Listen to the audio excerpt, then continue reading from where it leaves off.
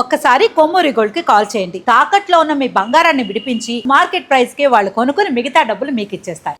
Iran తన వంకర బుద్ధిని చూపిస్తూనే ఉంది. నిన్న మొన్నటి వరకు అమెరికా తీవ్ర స్థాయిలో విరుచుకుపడ్డప్పటికి కూడా ఇరాన్ తన కుక్కతో ఒక వైఖరిని మాత్రం మార్చుకోవట్లేదు. నిన్ననే స్విట్జర్లాండ్లో అమెరికా ఇరాన్ మధ్య పీస్ డీల్ పూర్తయిన నేపథ్యంలో మరొకసారి సింగపూర్కు చెందిన ఒక నౌక పైన ఇరాన్కు సంబంధించిన దళాలు అటాక్ చేయడం ప్రస్తుతం ప్రపంచాన్ని ఒక గందరగోళమైన పరిస్థితిలో, ఒక భయాందోళనకరమైన పరిస్థితిలో నెట్టేసినాయని చెప్పుకోవచ్చు. నిజానికి ఈరోజు ఆ సింగపూర్కి సంబంధించిన ఎవర్ లవ్లీ అనే ఒక నౌక పైన ఇరాన్ దళాలు అటాక్ చేయడంతో పెద్ద ఎత్తున భారీ నష్టం ఏర్పడింది. అదేవిధంగా హర్మోజ్ ఏదైతే జలసంధి ఉందో అక్కడ మొత్తం కూడా ఒక యుద్ధ వాతావరణాన్ని తలపిస్తుంది. ఇంత పెద్ద భారీ నౌకను తగలబెట్టడం, దానిపైన అటాక్ చేయడంతో ఒక్కసారిగా హర్మోజ్ జలసంధి మొత్తం అదంతా మంటలతో నిండిపోయింది. అయితే తమకు ఇష్టం లేని మార్గంలో ఎవరైనా ప్రయాణిస్తే దాని భద్రతకు మేము కారకులము కాదు అని ఇరాన్ నిన్ననే చెప్పింది.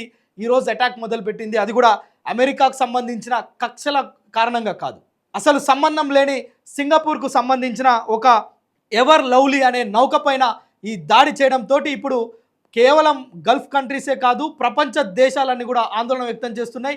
అయితే ఇది మరొక యుద్ధానికి సంకేతమా? అమెరికా నిన్న మొన్ననే శాంతించింది ఇరాన్ వైఖరి పట్ల.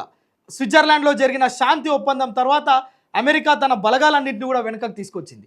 ఇప్పుడు తాజాగా సంబంధం లేని వ్యక్తులపైన, సంబంధం లేని నౌకలపైన హర్మోజ్ జలసంధిలో ఈ యొక్క ఘోరమైన భీకరమైన దాడి చేసిన ఇరాన్ను ఎట్టి పరిస్థితుల్లో క్షమించమని ఇప్పటికే అమెరికా చెప్తుంది. ఇప్పటికే ఐక్యరాజ్య సమితి కూడా దీనిపైన పునరాలోచన చేస్తుంది.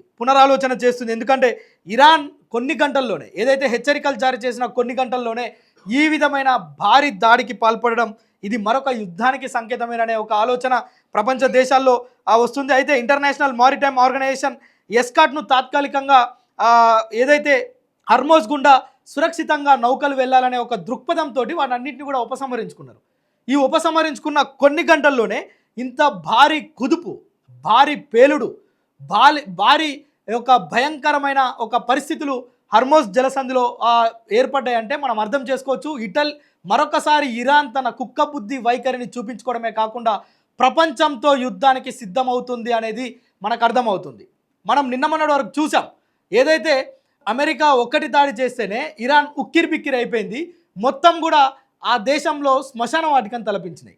పాపం అమాయకమైన ప్రజలు తిండి తిప్పలు లేకుండా రోడ్లపైకి వచ్చి అన్నమో రామచంద్ర అని వేడుకున్న పరిస్థితి మనం చూసినాం. దానిపైన పాపం ఇరాన్కు కొంత సపోర్ట్ చేద్దామనే వైఖరి కూడా ప్రపంచ దేశాలు కొంత చూపించినాయి. కానీ ఇప్పుడు ఇరాన్ చేస్తున్న ఈ యొక్క దాష్టికాన్ని ఏ దేశం కూడా సహిస్తలేదు, మెచ్చుతలేదు. ఖచ్చితంగా ఇరాన్కు బుద్ధి చెప్పాలనే అన్ని దేశాలు కూడా చూస్తున్నాయి. ఈ క్రమంలో ఇప్పటి వరకు ఇరాన్ ఈ దాడి మేమే చేశామని ఇప్పటికీ అధికారికంగా ప్రకటించలేదు. కానీ అక్కడున్న అమెరికా, బ్రిటన్ మాత్రం ఇది ఇరాన్ పనే, ఇరాన్కి ఖచ్చితంగా బుద్ధి చెప్పకపోతే అది వినదు, హర్మోజ్ జలసంధి మూయటమో లేదంటే అక్కడ దాడులు చేపట్టడం అంటే ప్రపంచ దేశాలని కుదేలు చేయడమే. వాస్తవంగా ఈరోజు భారత్తో పాటు అన్ని దేశాలకు హర్మోజ్ జలసంధి గుండానే ఆ యొక్క పెట్రోల్, డీజిల్, ఇంధనాలు మొత్తం కూడా సరఫరా అవుతుంటాయి.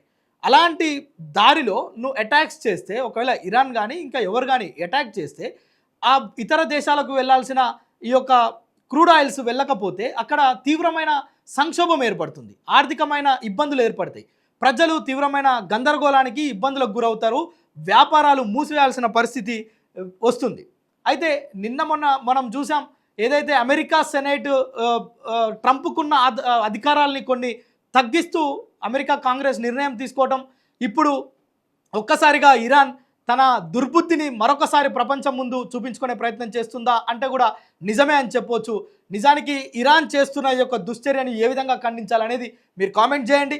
మరొకసారి అమెరికా కనుక కన్నెర్ర చేస్తే ఈసారి ప్రపంచ పటంలో ఇరాన్ లేకపోవడం లేదంటే కనుమరుగవడం మాత్రం ఖచ్చితంగా కనిపిస్తుంది. దీనిపైన మీరేమనుకుంటున్నారు? ఇరాన్ ఒక సంబంధం లేని సింగపూర్కు సంబంధించిన ఒక నౌక పైన దాడి చేసి మొత్తం కూడా ఆ దట్టమైన పొగలు, మీరు విజువల్స్ చూస్తే మీకు అర్థమవుతుంది.